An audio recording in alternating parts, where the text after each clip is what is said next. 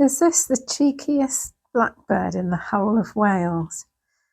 I did say in my last video that the blackbird had actually been in my sitting room the previous evening, and I'm not sure that people believe me, so this just shows that he did come in several times actually.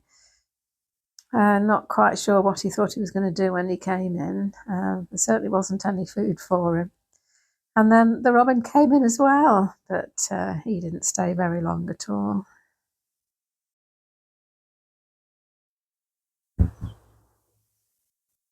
Bore da pawb. Good morning, everyone. Welcome to a very sunny wild Welsh garden. It was a bit cold and windy yesterday, and it rained in the night, but today the sun's out. So this is the channel where I'm sharing my journey of wilding my garden, trying to make it wilder and be better for wildlife, to not just to visit but to come and live in. And last year I decided that I would try and have more native plants in the garden. Because I have this idea, it may be right or wrong, I don't know, that native flowers are more attractive to our native pollinators. But also that native plants would give our native insects somewhere to lay their eggs and something for their caterpillars to eat.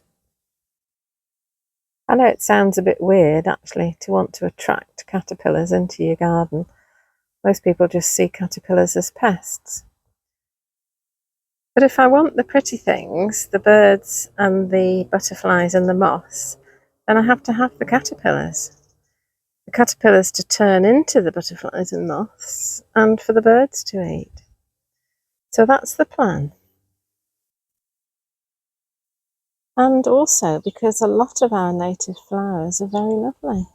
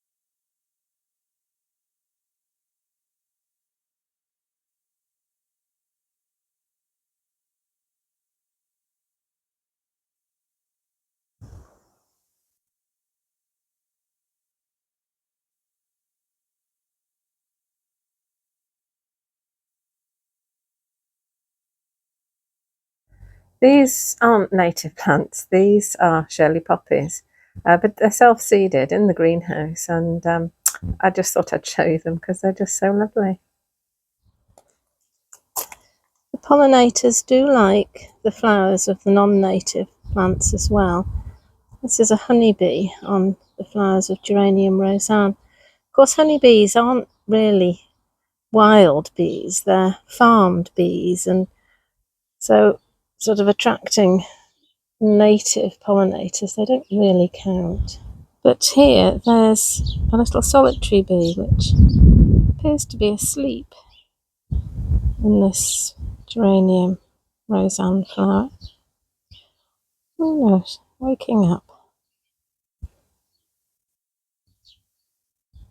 And there's another little solitary bee, seems to be asleep in this geranium flower. I think it's a different species. But I'll leave them in peace to have their little sleep. The new compost heap's arrived, but the place where I want to put it is right by where the robins are nesting.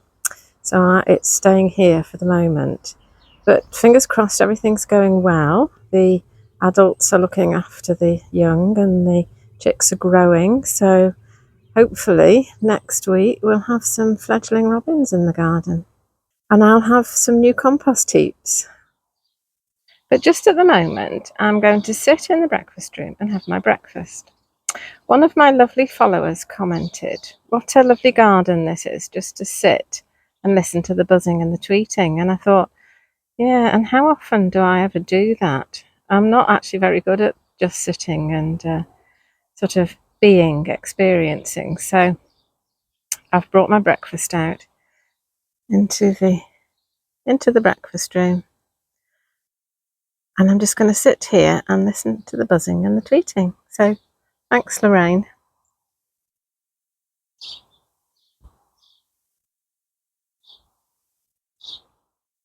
So if we just start off with these little plants in pots, it just seems like it's completely different from the usual thing that you buy seeds in a seed packet and you sow them in the spring and they grow into plants and they flower in the summer. Because these are some wildflowers that I collected the seed of last autumn, or back end of summer really. And these are the field scabious and these are knapweed. And as you can see, they're still very tiny. So it's a long game, I think, growing wildflowers. You have to be patient. These are purple toad flax seedlings. I sowed these last year and then they were absolutely tiny, tiny, tiny little things this spring. And I managed to prick them out, but they do seem to be growing. And these are birdfoot trefoil. And there's just one little flower on that one, but these were very tiny and I didn't plant those out. But there are others that I did plant out around the garden and I'll just show you those now. Here there's bird's foot trefoil, which I sowed at exactly the same time in a pot, in a chimney pot, and they're all flowering. And this pot is pretty much in full sun all day. And I put some bird's foot trefoil in this pot, in this chimney pot, right next to the hedge. But of course, because I've not been trimming the hedge, it's turned out to be really very shady under there. And the plants have grown, lovely healthy plants, and they're just beginning to flower. But I don't think that's the best place for it. I think they do like full sun, so I'm going to take them out of there. And I think that's a ragwort seedling, so I'm going to pull that out and put it in the ground somewhere. And this is the purple toad flax that I showed you the tiny seedlings of earlier. I seem to remember planting quite a few native plants in this area, but of course I forget what it is that I planted and I forget where I planted them. So it'll be a nice surprise when things start to flower. These are wild carrots that I bought as little plug plants earlier this year. There's one there. Oh, there's one there. And there's one there, and they're just about to flower. So they've done okay. But when they were very little, they did get quite a lot of slug damage. I also sowed some wild carrot seeds in a seed tray and then pricked them out into modules and then planted them out, and I put 3 in here, and you can see this one here is growing quite nicely, but those 2 over there, I'm afraid the slugs have just eaten. But the idea is that these will grow and flower and then they'll self-seed, and there'll be far too many for the slugs to eat, and some of them will survive. Well, I've just seen a lovely wild strawberry down there. How cute is that? I'm going to eat that. But another thing that I did is I dug up some of the knapweed over the road and divided it and planted it out in the garden. And I'm pretty sure that's it. It's in the bed next to the pond and it's growing and it's just about to flower. And I did the same here. I planted some divisions of ragwort from a plant over the road. and they seem to be growing too, and they just look like they're going to flower. And this is the area that I've sowed with meadowgrass seed. So it looks like it might end up looking long, grassy and meadowy. That looks like it's a little tiny solitary bee on the feverfew. Now, I didn't plant this monster, and I think it's a hogweed, and I think it's probably not in the best place. So I think I'm probably going to remove it. And this little area down by the side of the polytunnel I sowed with meadowgrass seed too, which hasn't done so well, but it's still growing. And this was where I planted some achillea. And they have basically just sat there and not really done anything. But they're growing, they look healthy, so they've got a few months left of the year to grow. So yeah, sowing and growing wildflowers is different from growing and sowing and growing cultivated ones. It takes longer and you have to have patience. This isn't a wildflower either, it's a clematis on the arch just outside the polytunnel.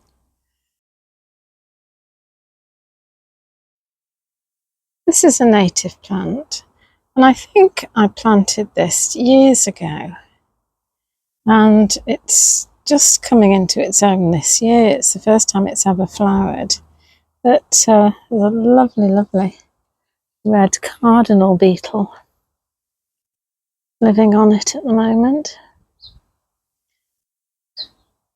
Some of the native plants in the garden have started to set seed already. Here are the seeds of the sweet Cicely. This is a sort of white umbellifer that flowers quite early in the spring. These aren't ready to harvest yet. They'll turn a deep sort of mahogany brown.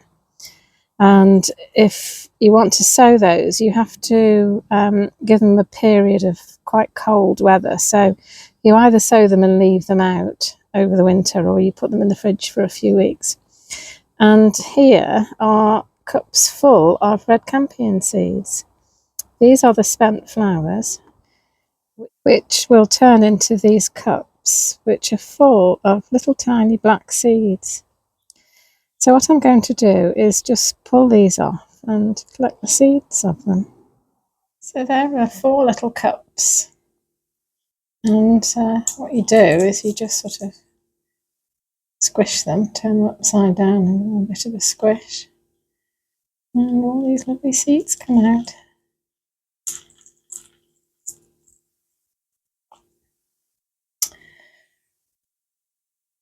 So what I'll do is I will scatter some of those where I would like red campion to grow, and I'll also put some in a seed tray and grow some seedlings on that way, and then when they get bigger I can plant them out. Here at the side of the new pond I planted some ragged robin plants, which I bought as little plants this spring and planted them, and I put them here because they do like a slightly damp ground, and I was thinking that if the pond does fill up it's going to overflow here, and so this ground might be a little damper than everywhere else in the garden.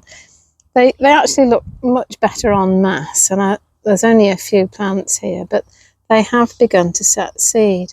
So rather like the red campion, they've got these little sort of buckets full of seeds, and I'm hoping that they'll drop them here, and I'll have a nice patch of ragged robin here. But I'm also going to try and collect some and sow some seeds. So those are the little ragged robin cups, which seem pretty much full of seeds. So I'm just going to shake all those out. So there are the seeds of the ragged robin. Not quite so many as the red campion, but the cups are much, much smaller, so you wouldn't expect so many.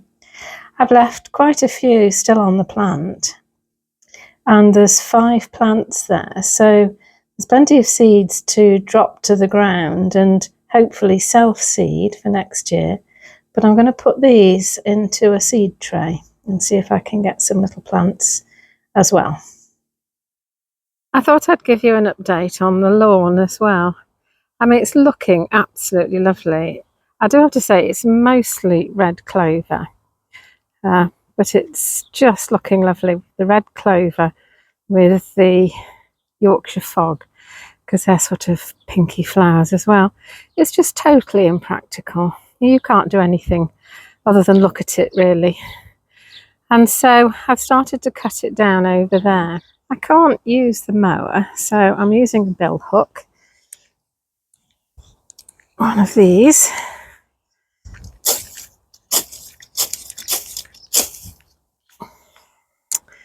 And I'm going to leave the edges, so I'm just going to cut this middle bit down. It is such a shame, and I think it's such a dilemma that people with small gardens are faced with. But what I'm thinking is actually finding ways of maybe planting red clover and Yorkshire fog in the flower beds, because these grass flower heads are just so pretty.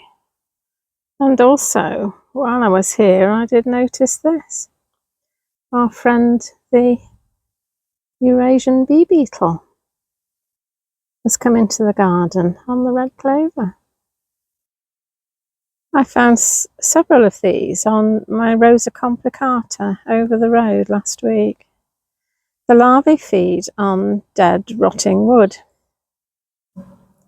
I have quite a bit of dead wood just lying around the garden, so maybe I'll get larvae in my garden. So there you are, the lawn's been scalped and the blackbird was just looking to see if there's anything for him. It's gone up there. Yes, don't know that it was very good for my back, so I'm just sitting down and recovering. And I've got a bit of a haystack going on in the middle, but once I've recovered, I'll move that. And when the grass has dried out, I'll get the mower out and just tidy it up.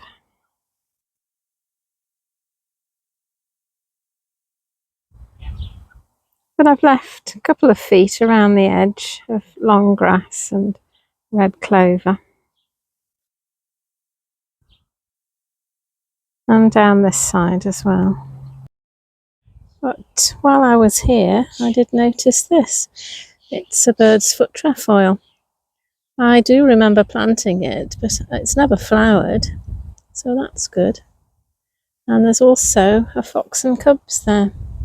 Just one in flower, but there's several there in bud, so they'll be flowering soon. I wanted to show you these. These are basal-leaved cuttings of the cuckoo flower or lady's smock, which flowers in the spring, so it's good for the spring pollinators, but it's also the larval food plant of the green-veined white butterfly, which is in sad decline. And I planted some in my lawn, and I also found one that had self-seeded into the lawn, so I do think they'll do well there. Well, one of my followers suggested that I tried to propagate them in this way, and it seems to have been really successful. I think I put 6 leaves in there, and 4 of them have started producing these little plants. So I thought, as they've done so well, I would try and find some more leaves and see if I can make some more plants. So that's where I'm going this afternoon. I know somewhere where there are some cuckoo flowers, some lady's smock, actually still flowering. So I'm going to go and see if I can collect some leaves. I've come up the Swansea Valley and I'm just inside the Brecon Beacons.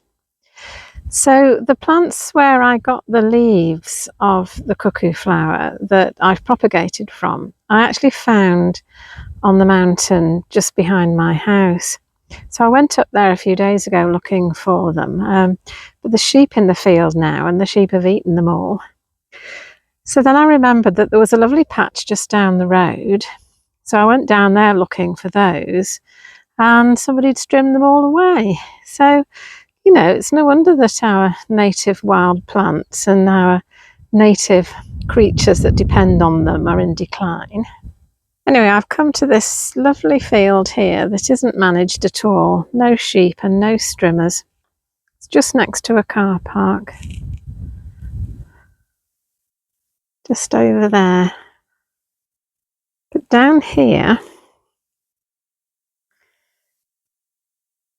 there's just the last remnants of the cuckoo flower. And down in the grass, there are some leaves. So I'm going to just take one from each plant. And I've put them straight into a poly bag. And so I'll take them home and see if I can get some new plants growing from them. I just thought you might like to see the view from up here. That's looking down the Swansea Valley.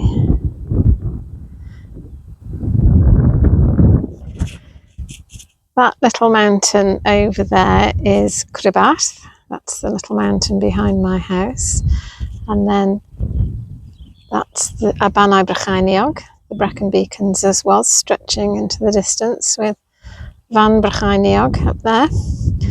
That's one of the 3 biggest peaks in the Beacons. And then in the distance up there is Van Gehirich. And I thought while I was here I'd just show you this bird's foot trefoil. This is where I collected the seeds from last year. So this is what my plants will look like, I hope. How lovely is that?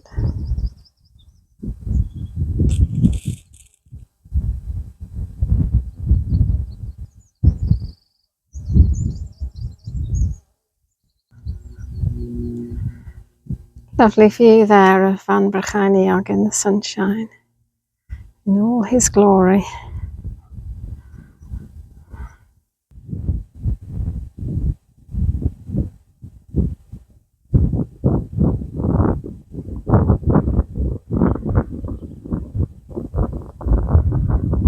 There's the car park down there.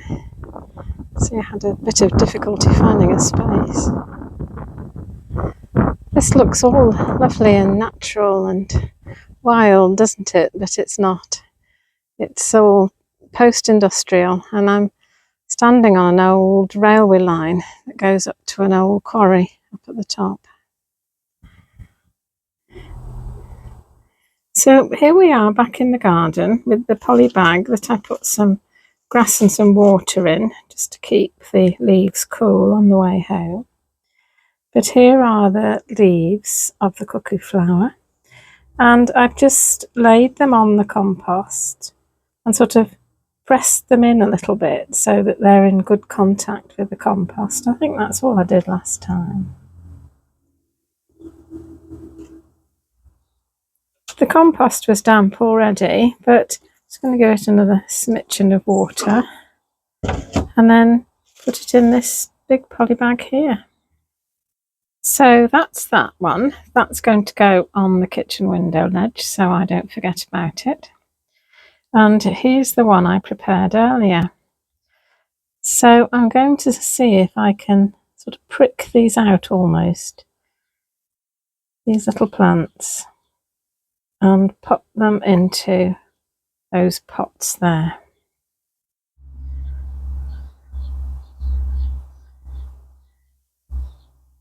So there's one. It's got quite a big root system on it. Oh, I'm pleased with that. So I'm going to put that in one of those pots. And then I'm going to do the same with the others. And there's another one. Look at the roots on that. So there you go, 5 new little cuckoo flower plants. And then just another little dollop of water to make sure that those lovely roots are in contact with the compost. And they can go outside, I think. And I can get on with mowing the lawn.